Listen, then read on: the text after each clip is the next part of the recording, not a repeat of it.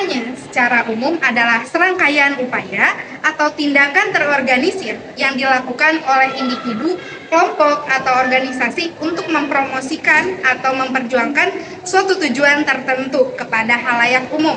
Tujuannya adalah untuk mempengaruhi audiens, meningkatkan kesadaran, mengubah sikap, atau memobilisasi tindakan tertentu. Assalamualaikum warahmatullahi wabarakatuh.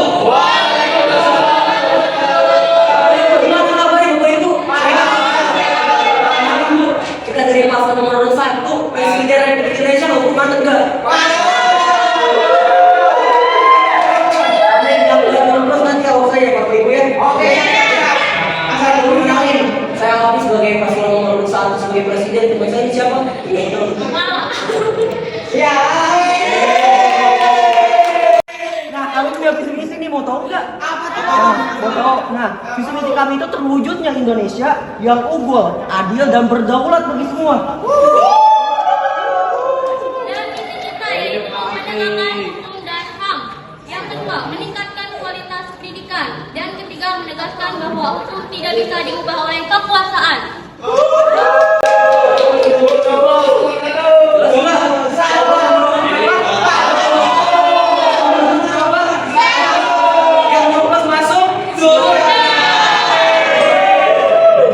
Assalamualaikum warahmatullahi wabarakatuh. Waalaikumsalam warahmatullahi wabarakatuh. Kami di sini sebagai calon wakil presiden dan calon presiden.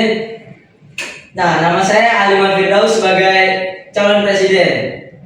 Dan perkenalkan, nama saya Jess Agisni sebagai calon wakil presiden nomor urut 2. Di sini saya akan menyampaikan visi untuk kedepannya ya, jika saya jadi presiden. Ya, visi mewujudkan Indonesia yang maju, adil, sejahtera, dan berdaya saing global melalui pemerintahan yang bersih, inovatif, serta berorientasi pada rakyat. Jadi kalau kalian milih kita, pasti rakyat semua akan aman. Saya akan adil, insya Allah. Lanjut misinya ya dari wakil presiden saya.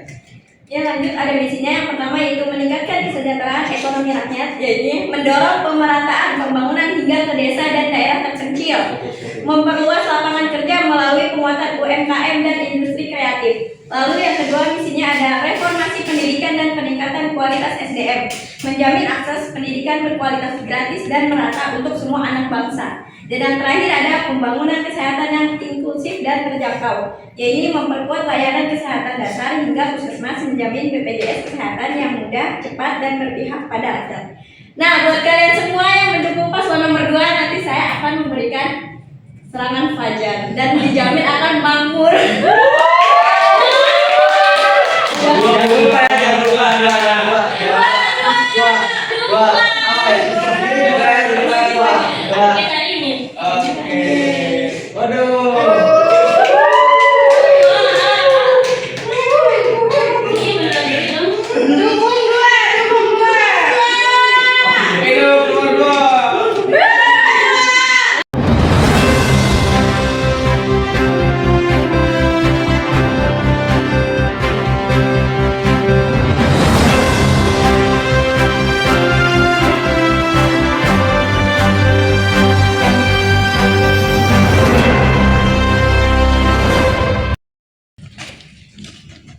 Assalamualaikum warahmatullahi wabarakatuh. Waalaikumsalam warahmatullahi wabarakatuh. Oke, salam sejahtera untuk kita semua. Salam Om Swastiastu, Namo Buddhaya, salam kebajikan. Selamat malam para hadirin semuanya, pemirsa di seluruh Indonesia, dan kedua pasangan calon presiden dan wakil presiden tentunya. Pada malam hari ini kita akan memasuki debat resmi antara pasangan calon. Tugas saya adalah memandu jalannya debat agar berlangsung tertib, adil, dan informatif bagi publik. Oke, di sini saya akan menjelaskan aturan debat pada siang hari ini. Sebelum mulai, saya bacakan beberapa aturan debat untuk sesi kali ini. Yang pertama, setiap paslon memiliki waktu yang sama dalam setiap segmen. Yang kedua, tidak diperbolehkan melakukan serangan personal atau menyebut hal yang tidak berkaitan dengan program kerja. Yang ketiga, Moderator berhak menghentikan pembicaraan bila waktu habis atau topik keluar dari konteks. Dan yang keempat, semua jawaban diharapkan fokus pada visi, misi, dan program masing-masing. Jika sudah jelas, kita masuk kepada segmen pertama, yaitunya penyampaian visi misi. Oke, setiap paslon diberikan waktu 2 menit untuk menyampaikan visi dan misi secara singkat. Pertama, kami persilakan kepada pasangan calon 01. Terima kasih banyak kepada moderator atas waktu dan kesempatannya kepada saya untuk memaparkan visi dan misi kami selaku calon wakil presiden dan calon presiden Indonesia 2025. Pada kali ini kami akan memaparkan visi dan misi kami, yaitu visi kami untuk terwujudnya Indonesia yang unggul, adil, dan berdaulat bagi semua. Menjadi negara yang unggul, Indonesia pastinya harus menjadi negara yang sangat unggul. Tentunya juga adil terhadap banyak masyarakatnya dan juga berdaulat, adil, dan makmur.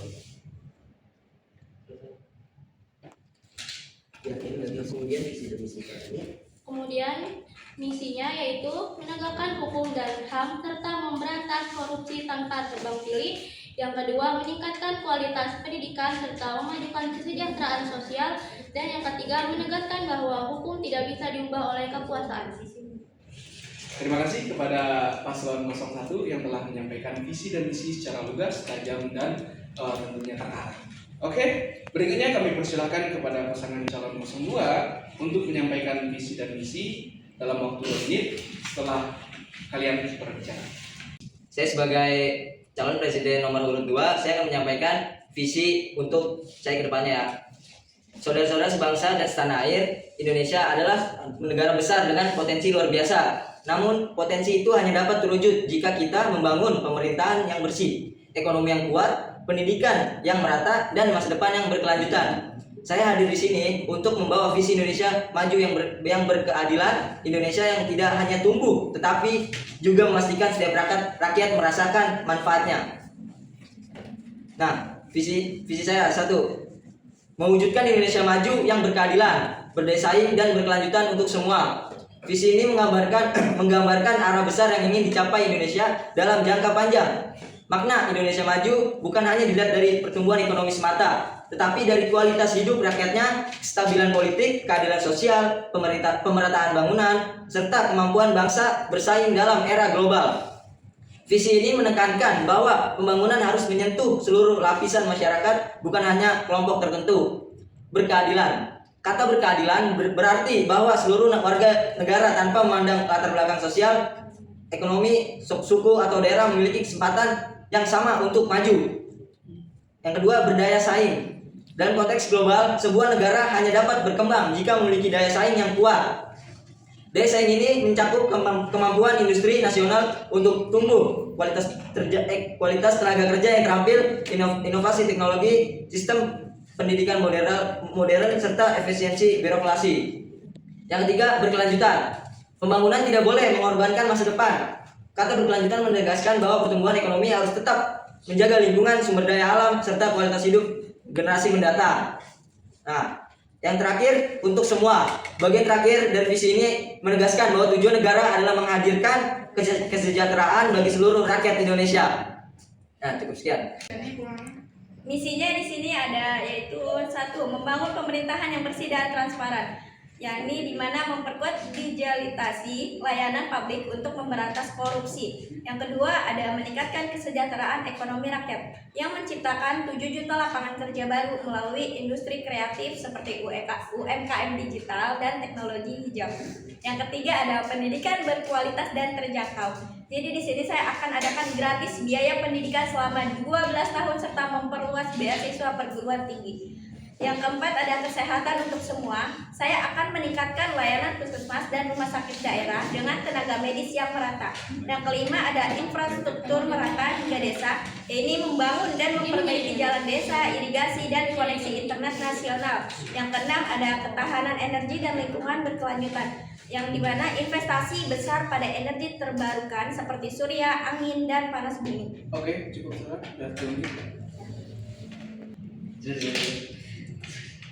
Oke, terima kasih kepada paslon 02 yang telah menyampaikan visi dan misi mereka. Kita masuk kepada segmen kedua, yaitu pertanyaan dari saya mewakilkan dari rakyat. Pasangan calon 01 menempatkan penegakan hukum, HAM, dan pemberantasan korupsi tanpa tebang pilih sebagai prioritas utama. Pertanyaan saya, bagaimana mekanisme konkret yang akan Anda bangun agar kekuasaan tidak bisa mencampuri proses penegakan hukum? Dan bagaimana memastikan integritas aparat di seluruh level pemerintahan? Waktu menjawab 2 menit setelah Anda berbicara. Terima kasih banyak kepada moderator atas pertanyaannya mengenai mekanisme untuk mencegah campur tangan penguasa dan menjamin integritas aparat penegak hukum dibangun atas 3 pilar. Dari jawaban kami, yang pertama yaitu independensi institusi, memastikan kemandirian anggaran dan proses pemilihan pimpinan lembaga penegak hukum yang bebas dari intervensi politik. Lalu yang kedua, pengawasan berlapis, menciptakan pengawasan internal yang kuat dan lembaga pengawasan eksternal independen seperti komisi-komisi dengan kewenangan investigasi dan sanksi-sanksi yang mengikat, didukung oleh verifikasi LHKPN. Lalu yang ketiga, transparansi publik, membuka akses informasi kasus dan menyediakan saluran pengaduan yang aman untuk menjamin akuntabilitas kepada masyarakat. Mungkin sekian, terima kasih. Baik, terima kasih kepada paslon 01 yang telah menyampaikan jawaban yang cukup lugas. Nah, selanjutnya paslon 02 diberi waktu 1 menit untuk menanggapi jawaban dari paslon 01. Waktu dimulai dari Anda berbicara. Baik, saya akan menyangga dari calon presiden nomor urut 1. Ini kan tadi di mana beliau menyebutkan meskipun 3 pilar penting ya. Nah, yang mau saya sanggah ini, meskipun 3 pilar tersebut penting, anggapan bahwa mekanisme itu cukup untuk mencegah campur tangan penguasa sebenarnya terlalu menyederhanakan persoalan. Karena independensi institusi seringkali hanya bersifat formal, sementara tekanan politik dan kepentingan informal tetap dapat mempengaruhi penjabat di dalamnya. Nah, pengawasan berlapis pun tidak otomatis efektif jika lembaga pengawasan sendiri rentan terkooptasi atau tumpang tindih kewenangnya.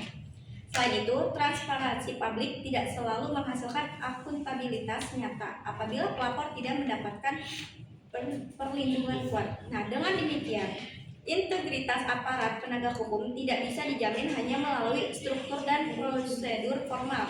Yang jauh lebih menentukan adalah budaya integritas penegakan sanksi yang konsisten, serta pelindungan terhadap segala bentuk investasi non formal yang sering justru paling berpengaruh. Oke. Terima kasih. Oke.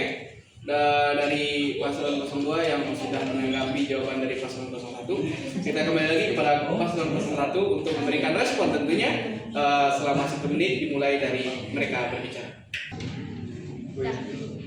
Dan saya ingin memberi tanggapan, ada 3 pilar yaitu independensi, pengawasan, dan transparansi adalah fondasi. Namun efektivitasnya hanya tercapai melalui budaya integritas yang kuat, konsistensi penegakan sanksi, dan perlindungan terhadap pelapor internal untuk melawan tekanan informal. Oke, pemirsa, kita lanjut kepada pasangan calon 02. Yaitu mereka menekankan peningkatan kesejahteraan ekonomi, reformasi pendidikan, dan pembangunan kesehatan inklusif. Pertanyaannya, apa langkah paling realistis dan terukur untuk meningkatkan kualitas SDM di daerah 3T, mengingat tantangan infrastruktur dan keterbatasan tenaga pendidik? Waktu menjawab 2 menit setelah Anda berbicara.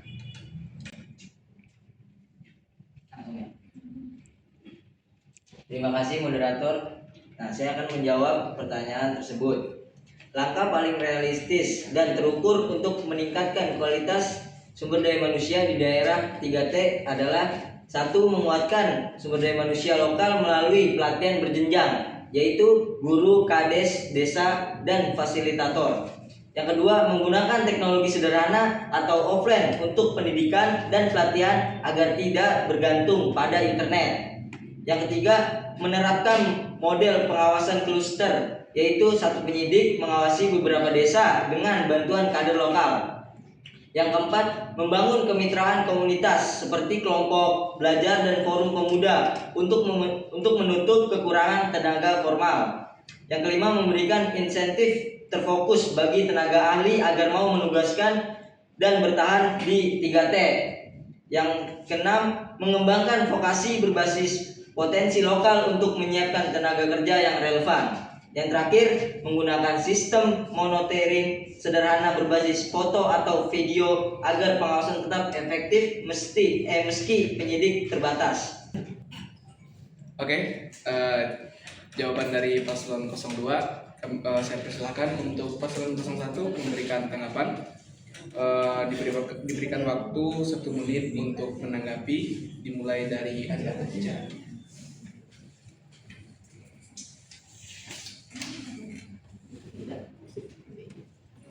Baik, terima kasih kepada moderator atas waktu dan kesempatannya kepada saya untuk menanggapi jawaban dari paslon nomor urut 2. Menurut kami gagasan Anda cukup menarik dan cukup terukur, tapi nggak sepenuhnya setuju karena beberapa alasan penting. Yang pertama, pendekatan terlalu bertumpu pada SDM lokal. Sementara di banyak daerah 3T yang Anda sebutkan tadi, kualitas dasar literasi dan kompetensi awal masih sangat rendah, sehingga pelatihan berjenjang saja tidak cukup tanpa intervensi, tanpa ahli secara intensif dan berkelanjutan. Lalu teknologi sederhana ataupun teknologi offline memang membantu, tapi jika tidak dibarengi dengan percepatan infrastruktur digital, daerah 3T pasti akan tetap terus tertinggal. Kemudian monitoring berbasis foto maupun video dapat dimanipulasi dan tidak akan bisa menjamin akurasi, terutama bila tidak ada audit secara langsung. Jadi meskipun langkah-langkah tersebut tampak praktis, tapi menurut kami masih perlu banyak penguatan sistematik, terutama pada infrastruktur dasar, standarisasi, kompetensi, dan kehadiran tenaga profesional yang lebih intensif. Terima kasih.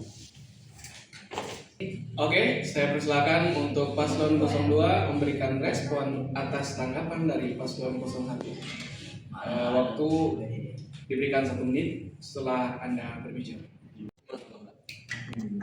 Baik, terima kasih atas penyanggahan yang sangat komprehensif dan kritis. Saya menghargai dari sudut pandang Anda dan beberapa poin memang relevan sebagai pengingat bahwa implementasi kebijakan di daerah 3T membutuhkan pendekatan yang lebih holistik. Namun, ada beberapa klarifikasi dan penekanan yang perlu saya sampaikan kepada calon presiden nomor urut 1 dan untuk masyarakat. Dan penekanan yang perlu saya sampaikan: 1. Ketergantungan pada SDM lokal. Benar bahwa kualitas literasi dan kompetensi awal di wilayah 3T masih rendah.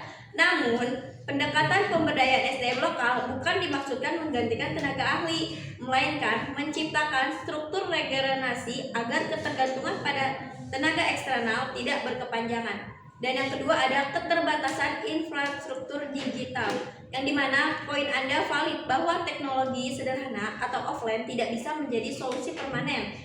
Namun, realitas saja saat ini menunjukkan bahwa menunggu sempurnanya infrastruktur digital justru memperpanjang kesenjangan. Dan yang ketiga, model pengawasan klaster. Kritik bahwa klaster bisa membebani penyidik memang masuk akal.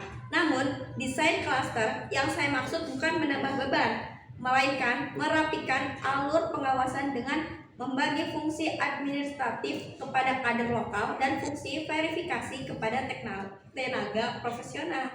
Dan yang keempat, kemitraan komunitas yang tidak berkelanjutan. Benar bahwa motivasi sukarela kadang turun. Karena itu pendekatan saya bukan sekedar membangun relawan, tetapi mendorong integrasi komunitas ke dalam struktur formal.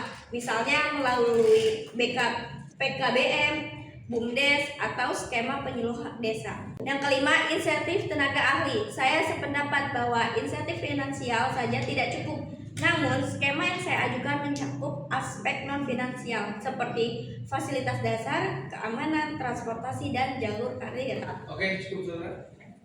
Oke, masyarakat Indonesia semuanya, kita telah memasuki segmen ketiga, yaitunya pertanyaan dari para audiens untuk menguji kelayakan dari kedua paslon tentunya yang akan menjadi pemimpin negara. Oke, saya persilakan kepada audiens siapa yang akan mau bertanya. Oke, assalamualaikum warahmatullahi wabarakatuh.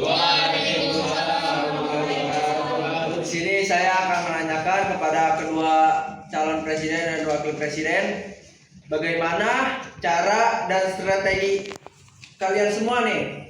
Yang kita tahu bahwa banyak sekarang pejabat-pejabat yang melakukan korupsi, walaupun itu nilainya kecil maupun besar.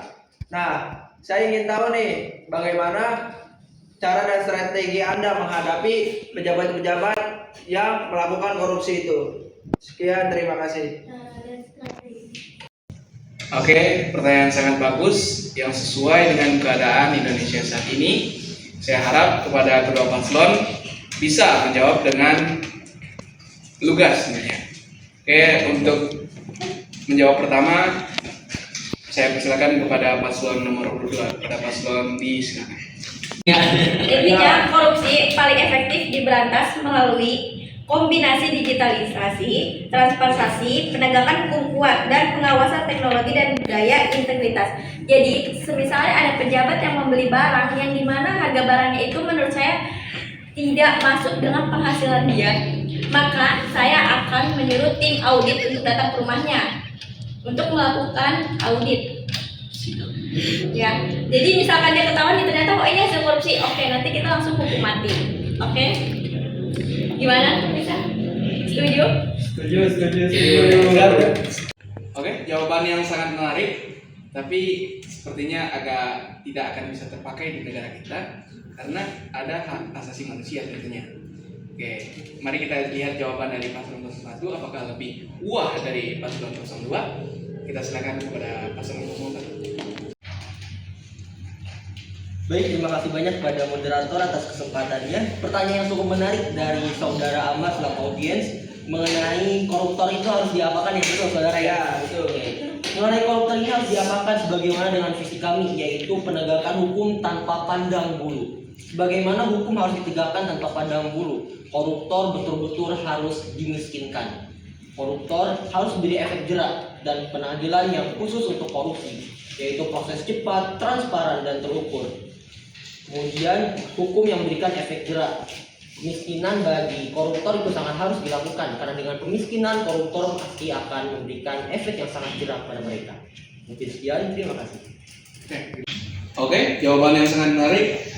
Inti jawaban dari paslon 1 mungkin adalah mengesahkan RUU perampasan aset. Setuju. Oke, hadirin sekalian, demikian debat resmi antara pasangan calon presiden dan wakil presiden siang hari ini. Terima kasih kepada kedua paslon atas diskusi yang konstruktif dan kepada seluruh pemirsa yang telah menyaksikan. Semoga debat ini membantu masyarakat mengenal gagasan masing-masing paslon secara lebih baik. Saya akhiri dengan salam hormat. Wassalamualaikum warahmatullahi wabarakatuh. Salam sejahtera untuk kita semua.